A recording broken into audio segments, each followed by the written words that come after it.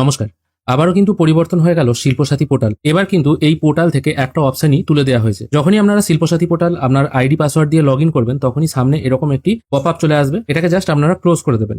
এবার ক্লোজ করার পর এখানে দেখুন একটা অপশন ছিল নতুন ট্রেড লাইসেন্স আবেদন করার জন্য।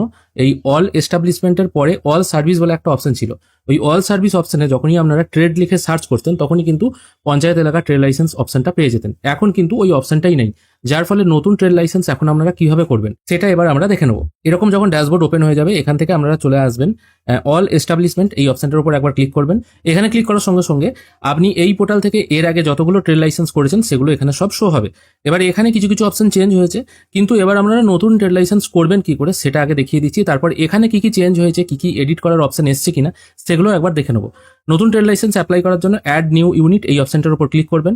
এখানে ক্লিক করার পর এখানে কিছু অপশন চলে এসছে। এখানে প্রথমে এস্টাবলিশমেন্ট নেম দিয়ে দেবেন, মানে আপনার প্রতিষ্ঠানের নাম যেটা দিতে চাইছেন সেটা দিয়ে দেবেন। তারপর এখান থেকে ক্যাটাগরি সিলেক্ট করে নেবেন, ছোট দোকান না বড় দোকান, যেটা সিলেক্ট করার ইচ্ছে সেটা আপনি করে নিতে পারেন। তারপর নতুন দোকান না পুরনো দোকান সেটা এখান থেকে চুজ করতে হবে। এই ট্রেড লাইসেন্স পোর্টালে আগে অনেক দর্শক বন্ধু বলতেন আমি নতুন দোকান করব, সেক্ষেত্রে আমার তো কোনো রকম প্রিভিয়াস ফিনান্সিয়াল ইয়ারে ইনকাম নেই, সেক্ষেত্রে আমি কি দেবো? এখান থেকে আপনারা নতুন সিলেক্ট করতে পারেন। ইনভেস্টমেন্ট অ্যামাউন্ট কত টাকা দিচ্ছেন সেটা এখান থেকে দিয়ে দেবেন। নতুন দোকান হলে একদম মিনিমাম দিতে পারেন, এখানে 1 টাকা দিলেও বা 10 টাকা দিলেও কিন্তু নিয়ে নেয়। টার্ন ওভার অ্যামাউন্ট এটা কিছু দেওয়ার দরকার নেই, কারণ এখানে স্টার মার্ক দেওয়া নেই। তারপর জিজ্ঞেস করা হচ্ছে যিনি ওনার আছেন তিনি মেল না ফিমেল, সেটা এখান থেকে সিলেক্ট করতে হবে। কি টাইপের দোকান হবে, গভর্নমেন্টের দোকান, প্রাইভেট, ট্রাস্ট, কি টাইপের দোকান হবে সেটা এখান থেকে সিলেক্ট করবেন। তারপর এস্টাবলিশমেন্টের প্যান নাম্বারটা এখানে পুট করবেন। যদি আপনার দোকানের নামে কোনো প্যান নাম্বার থাকে সেটা দিতে পারেন, অন্যথায় যিনি প্রোপাইটার আছেন বা যিনি দোকানের মালিক তার প্যান নাম্বারটা এখানে দিয়ে দেবেন। তারপর এখানে দুটো অপশন পেয়ে যাচ্ছেন, আইডেন্টিটি অপশন যেটা ট্যান সিআই এর নাম্বার দিতে পারেন। গতকাল অবধি মানে গত 5/4/2025 মানে 5ই এপ্রিল 2025 পর্যন্ত এই অপশনগুলো স্টার মার্ক দেওয়া ছিল। আজকে 6ই এপ্রিল 2025 আজ এই অপশনগুলো থেকে কিন্তু স্টার মার্ক তুলে দেওয়া হয়েছে, কারণ জিএসটি সবার নেই। তারপর আপনার দোকানের অ্যাড্রেস যেটা আছে, প্রথমে পিনকোড সিলেক্ট করবেন, তারপর district, sub division, area type এগুলো এই ড্রপ ডাউন মেনু থেকে সিলেক্ট করে নেবেন।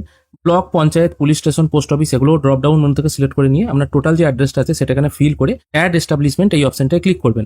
অবশ্য মনে রাখবেন এখানে যে অ্যাড্রেসটা হবে না, এটা কিন্তু এস্টাবলিশমেন্ট অ্যাড্রেস, মানে আপনার দোকানটা যেখানে অবস্থিত সেখানকার অ্যাড্রেস দেবেন, আপনার বাড়ির অ্যাড্রেস কিন্তু দেবেন না। হ্যাঁ, এবার যদি আপনার বাড়ির অ্যাড্রেস আপনার দোকানের অ্যাড্রেস একই হয়ে থাকে সেক্ষেত্রে তো আপনার বাড়ির অ্যাড্রেসই হবে। আমি প্রথমে এই পেজটা ফিল আপ করে নিয়ে নেক্সট পেজে যাচ্ছি। এরপরে দেখুন এস্টাবলিশমেন্ট অ্যাডেড সাকসেসফুলি এরকম একটি অপশন চলে এলো। এরপর আপনি কিন্তু এখানে খুঁজে পাবেন না আপনি যে এস্টাবলিশমেন্টটা অ্যাড করেছেন সেটা কোথায় গেল। সেই জন্য এখানে স্ক্রোল করেও আপনারা দেখতে পারেন, অথবা সার্চ অপশনে এস্টাবলিশমেন্ট অপশনে আপনারা সার্চ করেও দেখতে পারেন। আপনি দোকানের যে নামটা দিয়েছেন সেটা এখানে এই সার্চ অপশনে পুট করবেন, তাহলেই কিন্তু ওটা চলে আসবে। খেয়াল করে দেখুন আমি আমার দোকানের নাম দিয়ে এখানে সার্চ করছি, এটা কিন্তু চলে এসেছে। এরপর আপনাকে কি করতে হবে, অ্যাড নিউ সার্ভিস এই অপশনটায় ক্লিক করতে হবে। এখানে ক্লিক করার সঙ্গে সঙ্গে এখানে মোটামুটি সবকিছু ডিটেলস শো হচ্ছে, মানে আপনার দোকানটা কোথায়, কত টাকা ইনভেস্টমেন্ট অ্যামাউন্ট ইত্যাদি ইত্যাদি।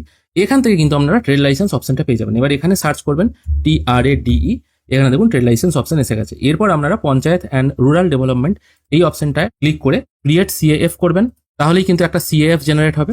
তারপর অ্যাপ্লাই অনলাইন এই অপশনটায় ক্লিক করবেন।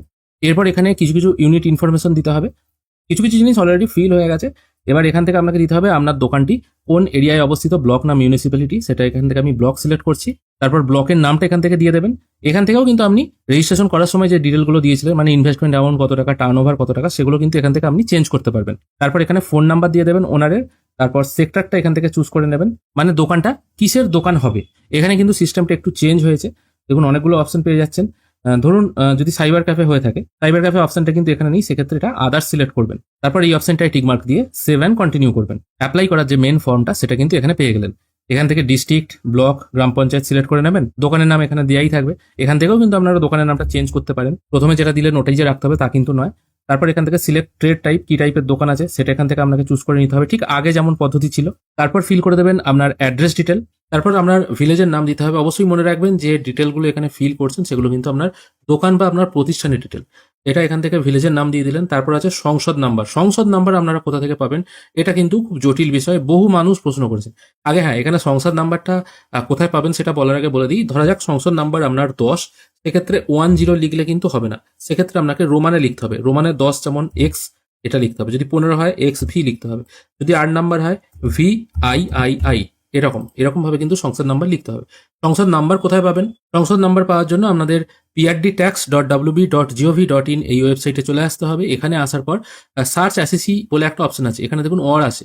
এখান থেকে আপনাকে প্রথমে ডিস্ট্রিক্ট চুজ করে নিতে হবে। আমি দেখুন পূর্ব বর্ধমান চুজ করছি, তারপর ব্লক একটা যে কোনো চুজ করছি, গ্রাম পঞ্চায়েতের নামটা চুজ করছি। গ্রাম পঞ্চায়েতের নাম চুজ করার পর এখানে অ্যাসিসি নেম মানে আপনার নামটা এখানে পুট করে সার্চ করবেন। যদি দোকানটা আপনার ওই এরিয়ায় হয়ে থাকে কিন্তু আপনার বাড়ি ওই এরিয়ায় নয়, তাহলে ওই এরিয়ায় মানে আপনার দোকানের পাশাপাশি যার বাড়ি আছে তার নাম ধরে এখানে কিন্তু সার্চ করতে পারেন। ধরা যাক এখানে একটা আমি কোনো ব্যক্তির নাম ধরে সার্চ করছি, আমি একটা নাম ধরে এখানে সার্চ করলাম, দেখুন খেয়াল করে এখানে সংসদ নাম্বার চলে এসেছে, এটা হচ্ছে 2 নম্বর সংসদের অন্তর্গত। ঠিক আছে, এইভাবেই কিন্তু আপনারা সংসদ নাম্বার পেয়ে যাবেন। তারপর আছে পাড়া, কোন পাড়ায় আপনার দোকানটা সেটা করবেন। যদি পাড়ায় না হয় বাজারে করবেন।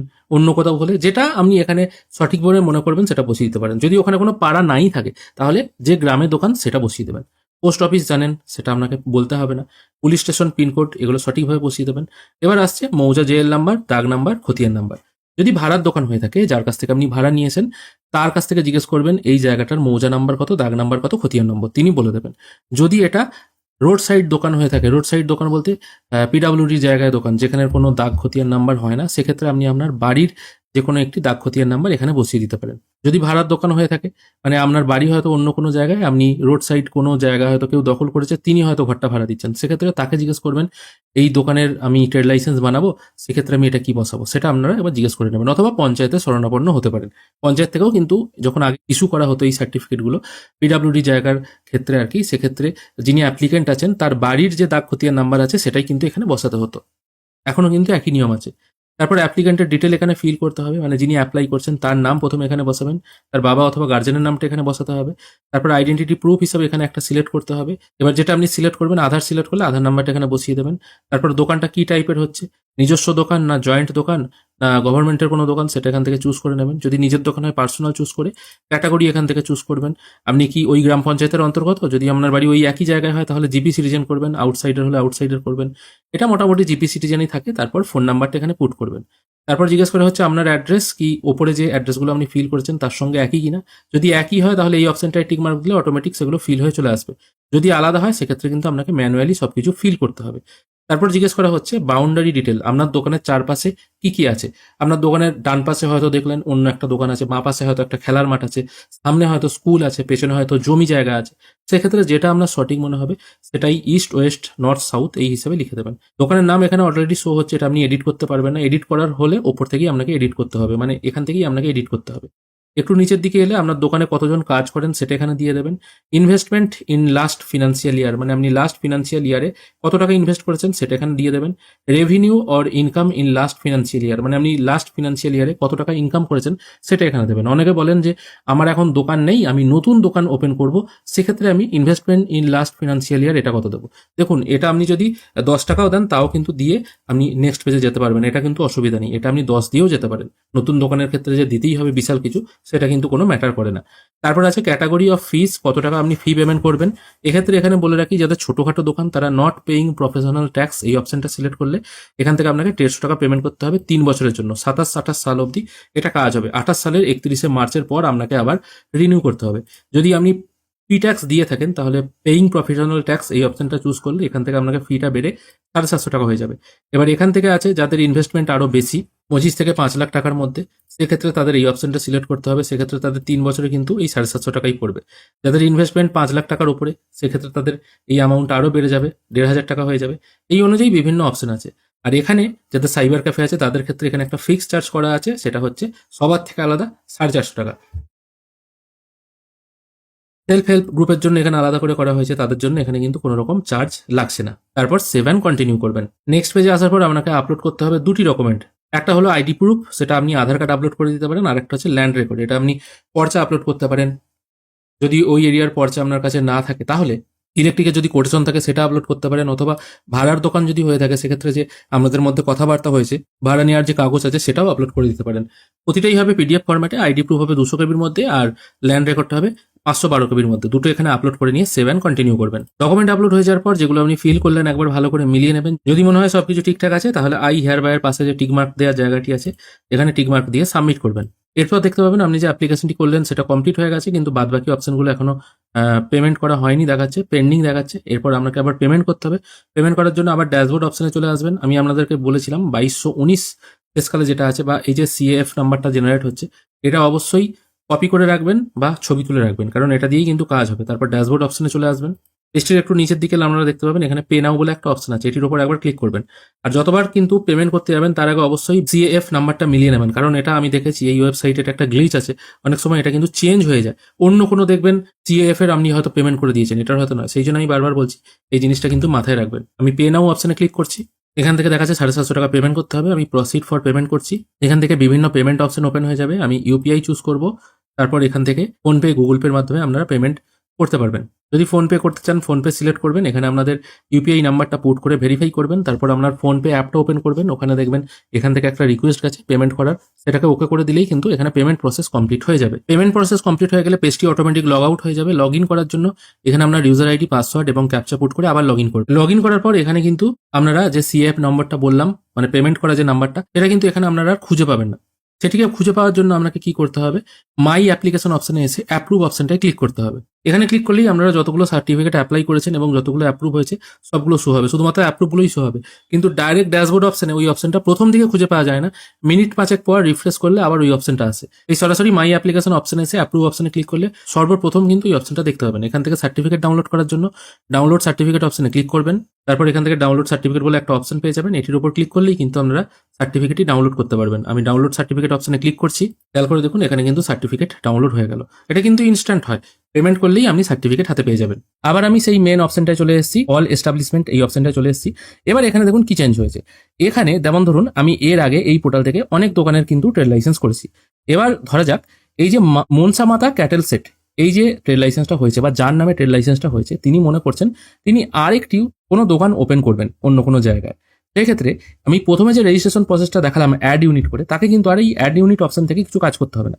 সেক্ষেত্রে অ্যাড নিউ সার্ভিস এই অপশনটাই তাকে ক্লিক করতে হবে।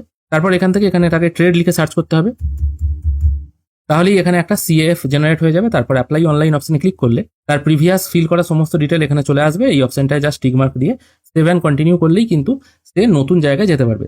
আগে যে প্রবলেমটা ছিল, ধরা যাক কোনো একজন ব্যক্তির একই গ্রামে দুটি দোকান আছে, তাকে আলাদা আলাদা করে দুটো ট্রেড লাইসেন্স অ্যাপ্লাই করতে হতো।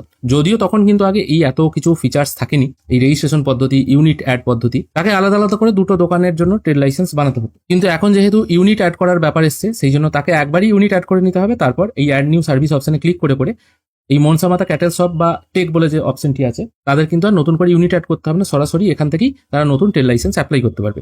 এখানে একটা অপশন যুক্ত হয়েছে এডিট বলে, এই এডিট অপশনটা কিন্তু খুব একটা বেশি কাজের নয়। আমি এডিট অপশনে ক্লিক করছি, এখানে ক্লিক করলে মানে এই ইউনিট অ্যাড করার সময় যে যে ডিটেলগুলো আপনারা দিয়েছেন সেগুলো কিছু চেঞ্জ করতে পারবেন। মেন ট্রেড লাইসেন্স কিন্তু চেঞ্জ করা যাবে না। মানে এখানে যদি আপনি কোনো জিনিস চেঞ্জ করেন, সেটা কিন্তু ডাউনলোড সার্টিফিকেট অপশন থেকে আপনারা যখন সার্টিফিকেট ডাউনলোড করবেন সেখানে চেঞ্জ হবে না। মানে এই এডিট অপশনটা জাস্ট আপনার ইউনিট যদি কোনো কিছু কারেকশন করার ব্যাপার থাকে সেটা হবে। একবার ট্রেড লাইসেন্স ইস্যু হয়ে গেলে আপনি কিন্তু সেটা এখনো পর্যন্ত কোনোভাবেই এডিট করতে পারবেন না। যদি কিছু ভুল হয়ে গিয়ে থাকে আবার আপনাকে নতুন করে অ্যাপ্লাই করে পেমেন্ট করে আবার নতুন সার্টিফিকেট জেনারেট করতে হবে। পেমেন্ট হয়ে গেলে কিছু কিন্তু করার নেই। মোটামুটি আপনাদেরকে বোঝাতে পারলাম। অনেক দর্শক বন্ধু কমেন্ট করেছিলেন যে ট্রেড লাইসেন্স করার অপশনটাই তো চলে গেছে, অল সার্ভিস অপশনটা নেই, তাহলে আমি কি করে কাজ করবো? এক্ষেত্রে বলে দিই, আগে আপনাকে প্রথমে রেজিস্ট্রেশন করতে হবে দোকানের নাম দিয়ে, তারপর আপনি সার্ভিস অ্যাক্সেস করতে পারবেন। এই ছোট্ট আপডেটটুকুই আপনাদেরকে দেওয়া ছিল। আশা করি আপনাদের ভালো লেগেছে। যদি ভালো লেগে থাকে অবশ্যই একটি লাইক করবেন। ভিডিও দেখার জন্য অসংখ্য ধন্যবাদ। ভালো থাকবেন।